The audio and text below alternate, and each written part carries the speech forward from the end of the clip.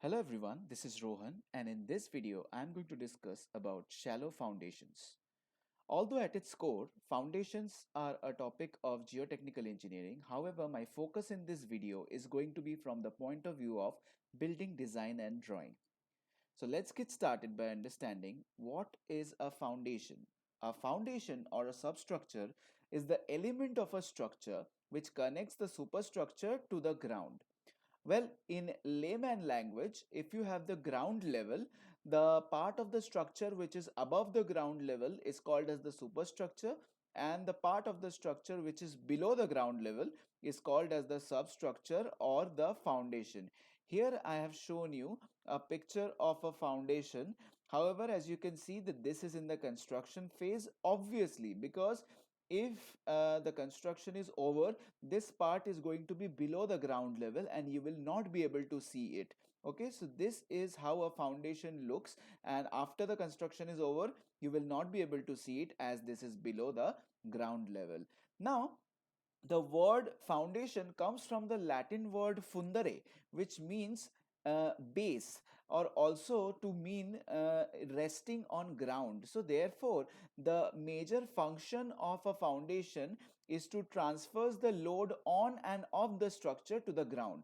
Well, the load of the structure is the self weight or the dead weight of the structure itself, that is the weight of the structure itself, and the load on the structure may be the what do you say, the live load, the earthquake load, etc, etc. So the function of the foundation is to transfer these loads to the ground below.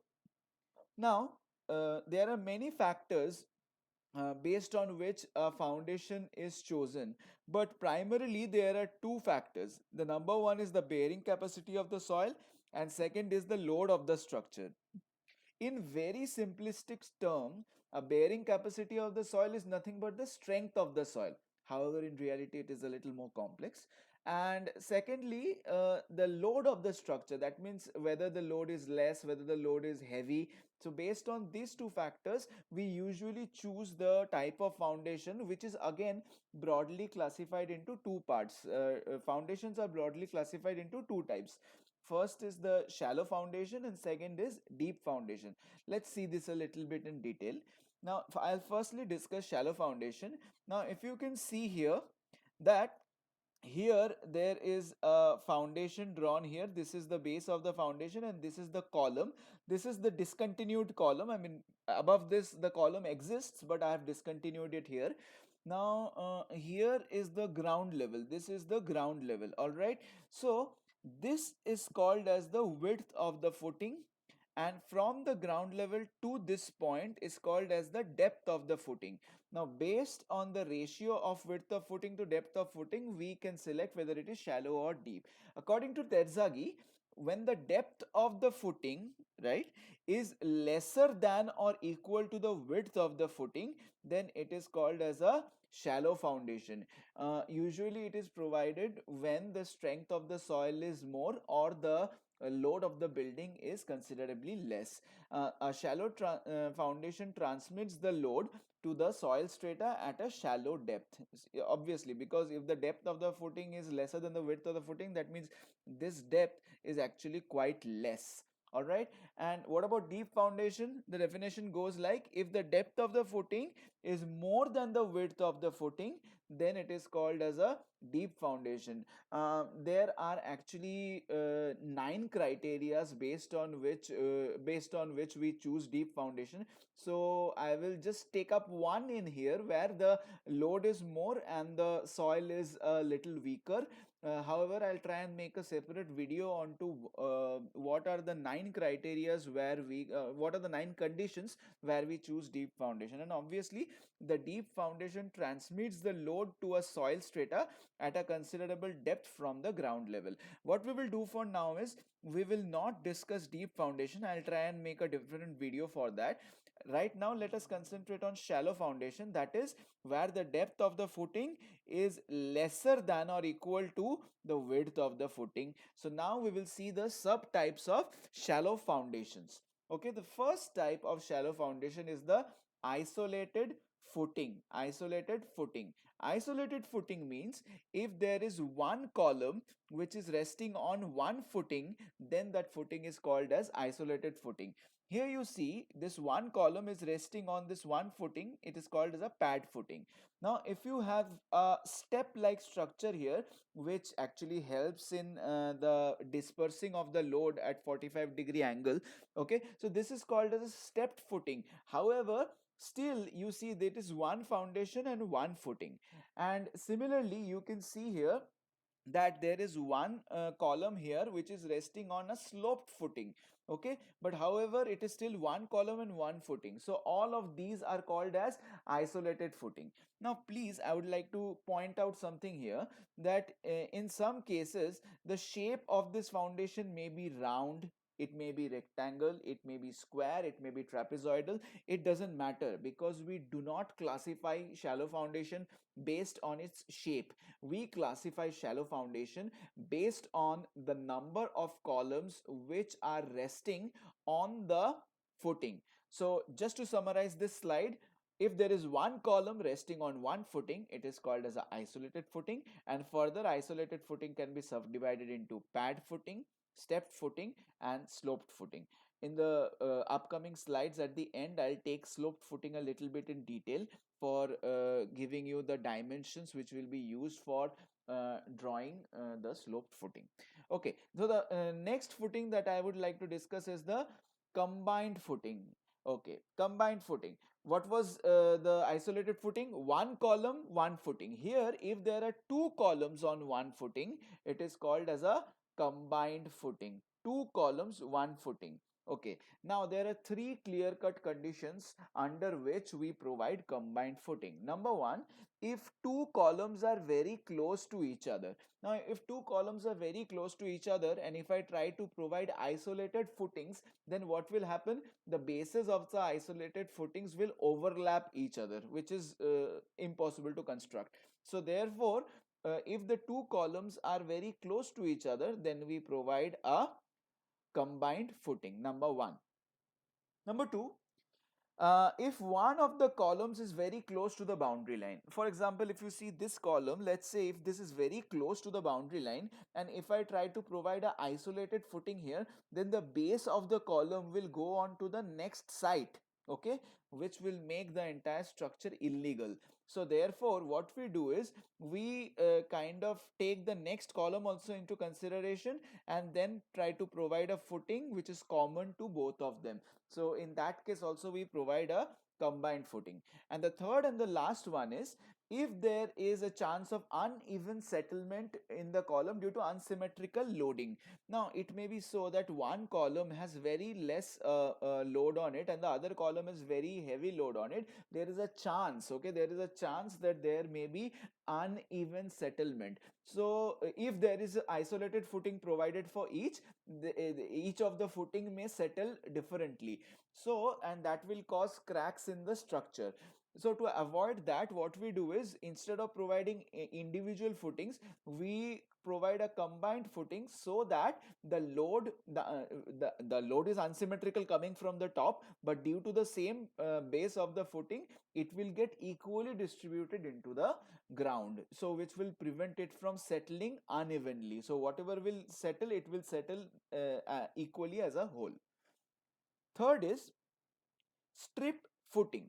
Strip footing is basically a continuous footing, okay, which is provided below a load bearing wall. So if you have a load bearing wall, then beneath the load bearing wall, throughout the wall, you have to provide a footing that is nothing but the strip footing. Sometimes it is called as the continuous footing and it is also called as wall footing because it is supporting a load bearing wall. So load bearing wall with footing is called as a strip footing or wall footing or continuous footing. Fourth is strap footing, not to be confused with strip footing, strap footing. Okay, so what is happening here is if there are two columns which has developed a large amount of shear force and bending moment, then to counteract those shear force and bending moment, large isolated footings may have to be provided. Okay, large isolated footings may have to be provided because of the large shear force and bending moment. Now if we join the two isolated footings with a strap beam, the beam being a flexural member will take a part of the shear force and the bending moment from each of the columns. So therefore, the size of each of the footings of the columns can be reduced. Okay, and it is found out that if we provide a strap beam, overall the economy is achieved because the size of the the size of the isolated footings are reduced.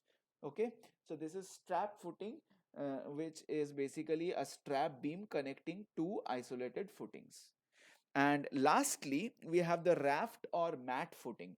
So here what we have is all the columns are placed on one footing. All the columns of the site is placed on one footing. When will this be provided? When the bearing capacity of the soil is very low and the load of the structure is high. Okay, so let's recap it a little. First is isolated footing, where one column rests on one footing. Second is combined footing, where two columns rest on one footing. Third is the strip footing or wall footing or continuous footing, where one continuous foundation is laid below a load bearing wall. Fourth is a strap footing, where two isolated footings are connected by a strap beam. And lastly, fifth is a raft or mat footing, when all the columns of the building site is resting on one footing. So these are the types of the shallow foundation. Now further, I would like to discuss, as I already told, the isolated sloped footing a little in detail. From this slide onward to the last slide, I am going to give you some general dimensions of these footings so that it is easier for you to draw. Now, obviously, these are general dimensions which has not been done by calculations. So, this can only be used for student level drawings. So, I will like to draw the elevation of the isolated sloped footing. The first thing that I would like to draw is the column, right? And since we are drawing the footing, we are not interested in the height of the column, so I will discontinue the column at this level. However, we will need the width of the column. Let us consider that it is 200 mm. The next part of the footing is called as the pedestal. Now the pedestal is basically at an offset of 50 mm from the edge of the column. So in totality, if you see 50 plus 200 plus 50, that makes the width of the pedestal as 300 mm, and the height of the pedestal can be taken as 150 mm. Next is the slopes. Okay, so since it is the isolated slope footing, so this is the slopes. Now the width of the slope is 900 mm. Actually, from the edge of the pedestal, it is actually 300 mm offset this side and 300 mm offset this side. So 300 plus 300 plus 300, this makes it a width of 900 mm, and you can take generally the height as 250 mm. Below the slopes, you can have this part which is called as the footing. Well, the entire thing is called as the footing itself, but for our convenience, this part we are going to call as the footing. Its width is equal to the width of the base of the slope, so it is 900 mm in width, and the height is also equal to the slope, which is 250 mm. Okay, so the footing is 900 mm width and 250 mm in height. And lastly, here we have the base of the isolated slope footing, whose again this is at an offset of 50 and 50. So we have 50 plus 900 plus 50, so this is 1000 mm, and the height of the base could be taken as 75 mm. So with the help of all these dimensions, you can generally draw one isolated slope footing. Again, I'll remind you that this is just for drawing purpose and not for actually designing purpose. Okay, now if I want to draw the plan of this structure, now you have to imagine that you are seeing this from the top. Okay, so the first thing that you will be able to see is the edge of this columns, right? So let us see that this is the edge of the column, which will be of the size 200 by 200. Then you will get to see this edge and this edge, the top edges of the pedestal. So it will look something like this, and this will be of the size 300 by 300. Then you will get to see the lower edge of the slope, or the higher top edge of the footing, whatever you may call it. So it will be like this, right? And at those edges you can see it has been connected from the edge of the pedestal with the help of the slopes. So these lines are the slope, and this line is the top of the footing. Okay, and lastly you will get to see the top edge of the base. Okay, so just recap it once more with the help of dimensions. This inner one is nothing but the size of the column, which is nothing but 200 mm by 200 mm. Then the next one here is the top edge of the pedestal, which will be 300 mm by 300 mm. Then of course we have the slopes, which is connected to the top of the footing. So therefore these dimensions will be 900 mm by 900 mm.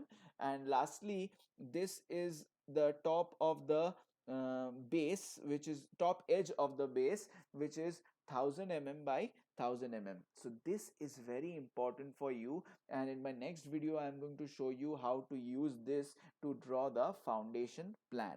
All right.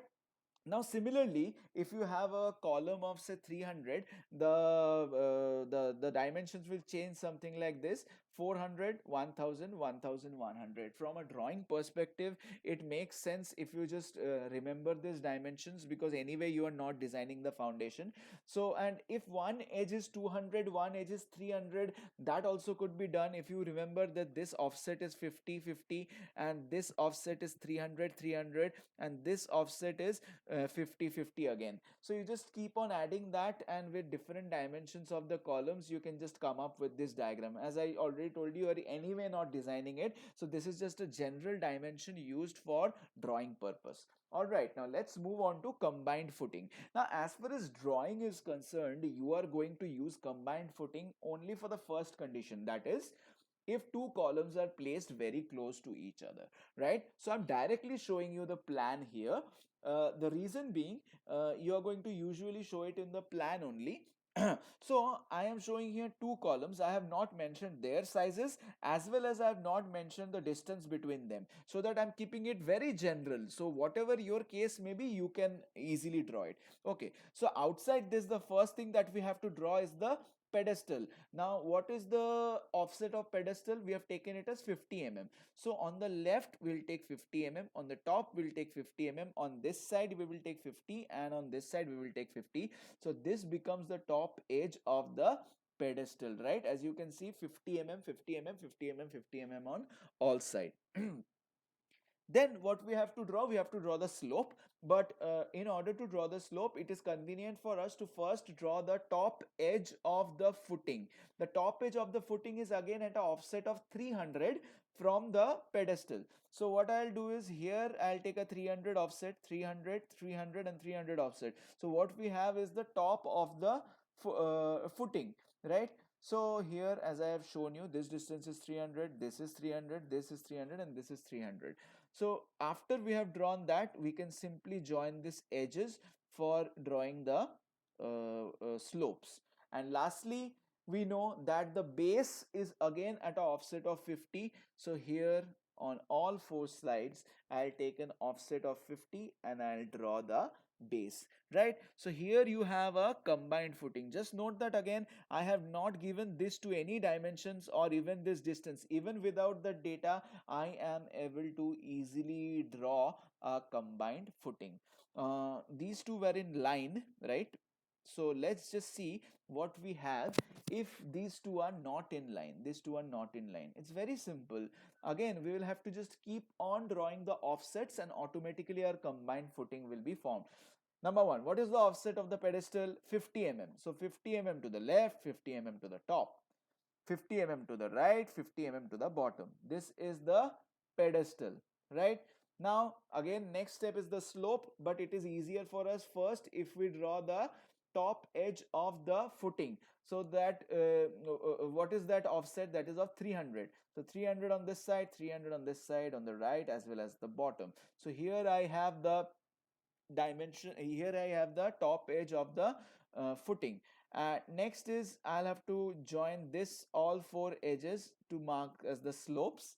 And lastly, as we know, the base is again at a offset of 50. So 50 to the left, 50 to the top, 50 to the right, and 50 to the bottom, and that's it. That's your combined footing for eccentric columns. I mean, these two are not in line, but still you are able to draw the combined footing. Now, I have not given any dimensions here because I just want to see whether you have understood what I was telling you. So here I have a little exercise for you.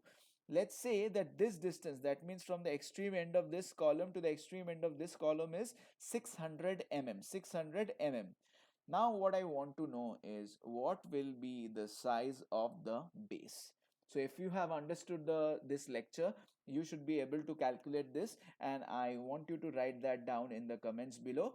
So that's it for today. If you have any doubts, you can also write that down in the comments below. Thank you for your time.